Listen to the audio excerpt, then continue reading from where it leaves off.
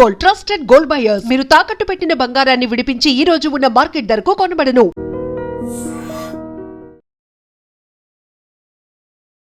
నమస్తే, welcome to I dream talking point with కవిత.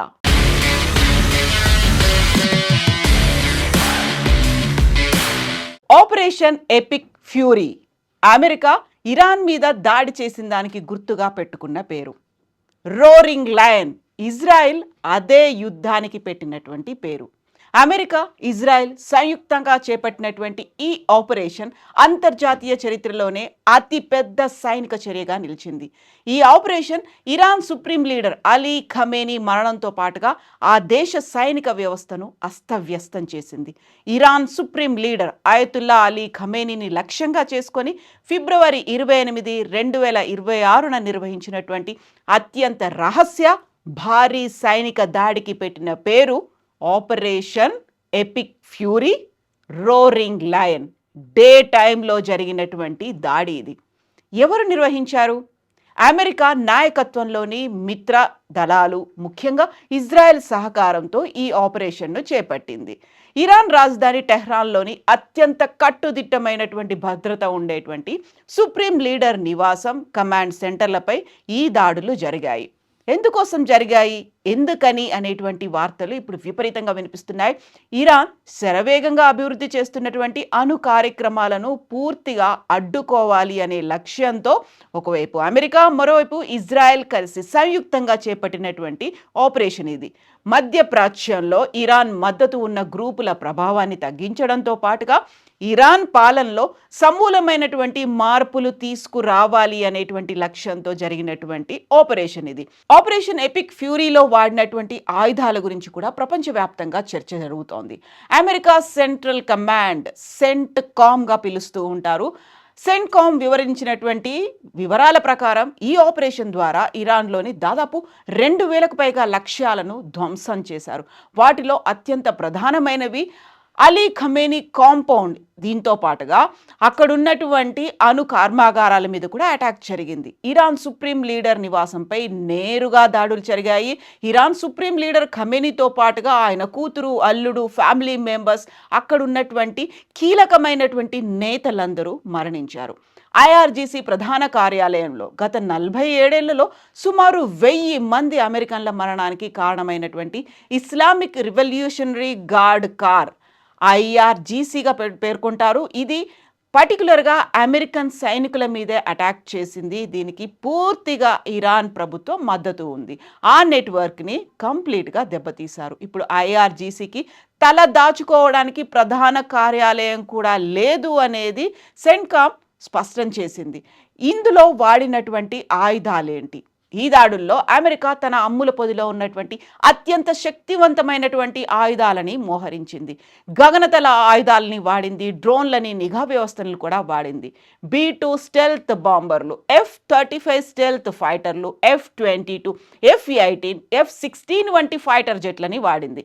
ఇందులో F-16లను మేము కూల్చేశాము అనే మాటని ఇరాన్ ప్రభుత్వం కూడా వెల్లడిస్తోంది. దీంతో పాటుగా డ్రోన్లు, నిఘా వ్యవస్థ కోసం లూకస్ డ్రోన్లు, MQ-9 రీపర్స్, RC-135 నిఘా విమానాలను, అవాక్స్ను అమెరికా ప్రభుత్వం సంయుక్తంగా ఇజ్రాయెల్తో కలిసి వాడింది. దీంతో పాటుగా క్షిపణులను కూడా ఉపయోగించింది. పేట్రియాట్ అండ్ థాడ్ యాంటీ బాలిస్టిక్ మిసైల్ సిస్టమ్స్, హిమన్ రాకెట్ వ్యవస్థలు కూడా ఇందులో ఉన్నాయి. దీంతో పాటుగా గగనతలంతోనే కాకుండా నౌకాదళంతో కూడా యుద్ధాన్ని మోహరించింది. ఆపరేషన్ ఎపిక్ ఫ్యూరీని నిర్వహించారు. అణుశక్తి విమాన వాహక నౌకలు, గైడెడ్ మిసైల్ డెస్ట్రాయర్లు ఇందులో ఉన్నాయి.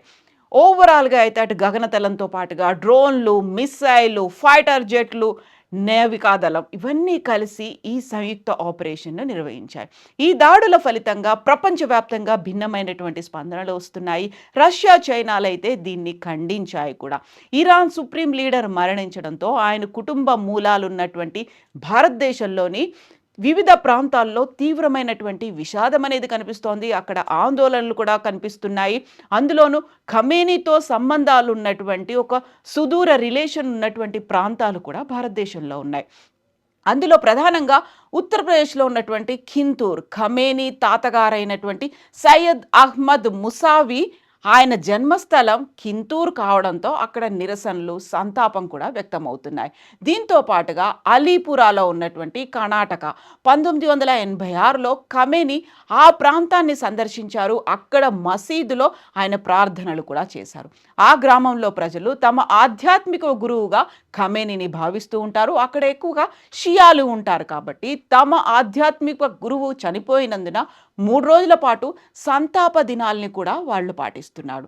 ఈ దాడి వల్ల అమెరికాకు వ్యతిరేకంగా ముస్లిం దేశాల్లో నిరసనలు విపరీతంగా పెరుగుతున్నాయి.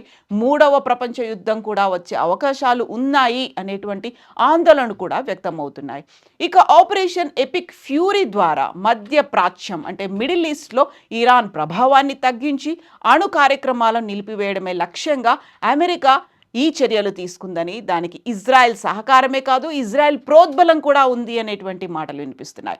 అయితే ఇది ముస్లిం దేశాల్లో తీవ్ర ఆగ్రహానికి దారితీసి 3వ ప్రపంచ యుద్ధం వైపు దారి తీస్తుందేమో అనేటువంటి ఆందోళనలు కూడా వ్యక్తమవుతున్నాయి. ఆపరేషన్ ఎపిక్ ఫ్యూరీ ఇది అమెరికా పెట్టుకున్న పేరైతే ఆపరేషన్ లయన్స్ రోర్ లేకపోతే రోరింగ్ లయన్గా ఇజ్రాయెల్ పిలుస్తోంది.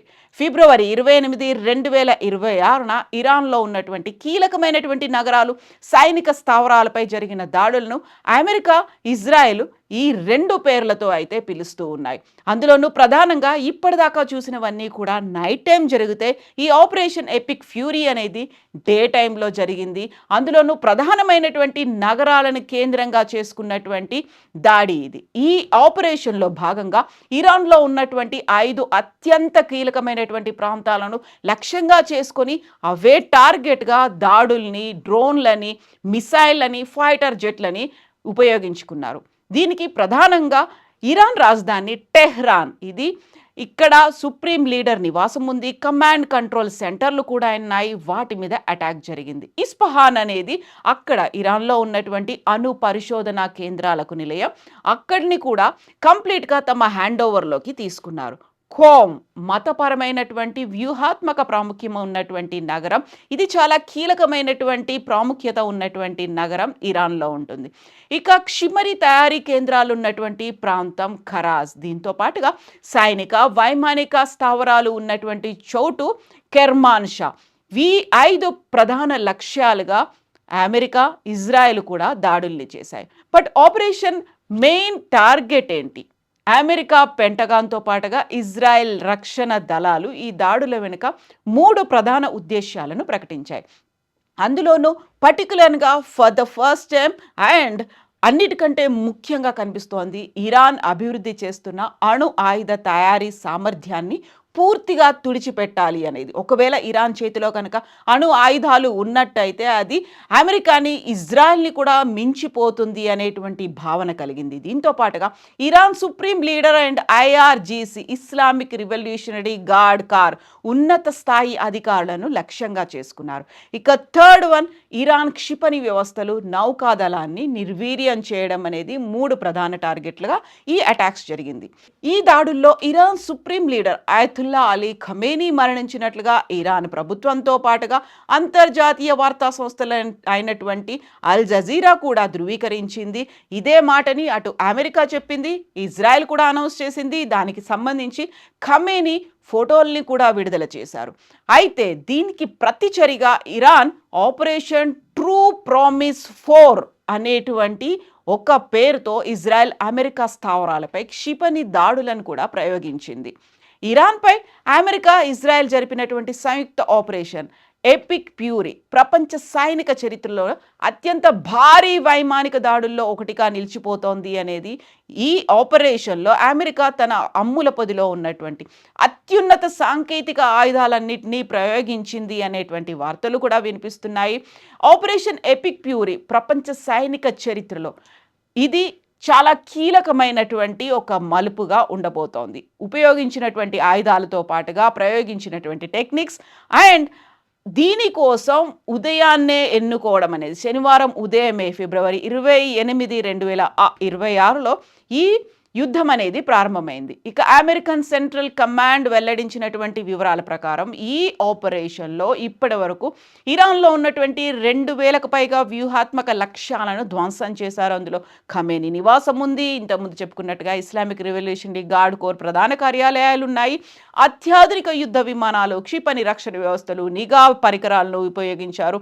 వీటన్నిటిని కూడా శత్రు ట్యాంకులని ధ్వంసం చేసేటువంటి లేటెస్ట్ ఎక్విప్మెంట్ టెక్నాలజీని కూడా ఉపయోగించారు. ఇరాన్ ఎదురు దాడిని కూడా అంతే తీవ్ర స్థాయిలో చేసింది. ఆ ఎదురు దాడిని అడ్డుకోవడానికి థర్డ్ యాంటీ బాలిస్టిక్ మిసైల్ సిస్టమ్ని, పేట్రియాట్ క్షిపణులను కూడా వాడాడు. దీంతో పాటుగా నౌకాదళంలో అణుశక్తితో పనిచేసే విమాన వాహక నౌకలు, గైడెడ్ మిసైల్ డిస్ట్రాయర్లు, రవాణా కోసం C-17 గ్లోబ్ మాస్టర్ కార్గో విమానాలు, ఆకాశంలోనే ఇంధనం నింపే రీఫ్యూయలింగ్ ఎయిర్ క్రాఫ్ట్లు కూడా ఉన్నాయి.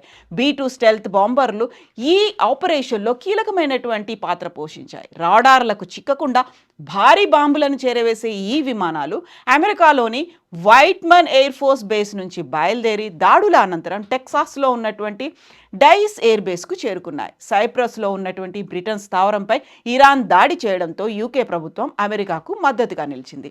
ఇరాన్ సమీపంలో ఉన్న తమ అత్యంత శక్తివంతమైనటువంటి డియాగో గార్సియా సైనిక స్థావరాన్ని వాడుకోవడానికి అమెరికాకు అనుమతి ఇచ్చింది.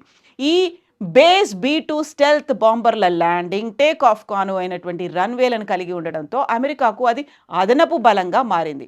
గత 47 ఏళ్లలో దాదాపు 1000 మంది అమెరికన్ల మరణానికి కారణమైనటువంటి IRGCని ఈ దాడులతో నిర్వీర్యం చేశామని అమెరికన్ సెంట్రల్ కమాండ్ ప్రకటించింది. ప్రస్తుతం IRGCకి కనీసం ఒక ప్రధాన కార్యాలయం కూడా మిగల్లేదు అనేటువంటి ఒక మాటని ఎక్స్ వేదికగా వాళ్ళు అనౌన్స్ చేశారు. అత్యాధునిక ఆయుధాలతో అమెరికా జరిపినటువంటి ఈ మెరుపు దాడులు ఇరాన్ సైనిక సామర్థ్యాన్ని దెబ్బతీయడమే కాదు, మిడిల్ ఈస్ట్లో అగ్రరాజ్యం పట్టును మరోసారి నిరూపించాయి. బట్ ఇప్పటికీ కూడా ఖమేనీనే తమ హీరోగా భావిస్తున్నటువంటి కొంతమంది ఇప్పటికీ ఇరాన్ పై చేయి సాధించేలా పోరాటాలు చేస్తాము అనేటువంటి మాటను చెప్తుంటే, ఖమేనీ అంతమైన తర్వాత తమకి స్వాతంత్రం వచ్చినట్టుగా చాలామంది సంబరాలు చేసుకుంటున్నటువంటి దృశ్యాలు కూడా ఇరాన్లో కనిపిస్తున్నాయి. వీధుల్లో డాన్సులు చేసుకుంటూ వెళ్తున్నటువంటి వీడియోస్ ఇప్పుడు సోషల్ మీడియాలో వైరల్గా సర్క్యులేట్ అవుతున్నాయి. ఓవరాల్గా అటు ఆపరేషన్ ఎపిక్ ఫ్యూరీ కావచ్చు, రోరింగ్ లయన్ కావచ్చు, ఇరాన్ ఒక సుప్రీం చీఫ్ని మట్టు పెట్టాయి.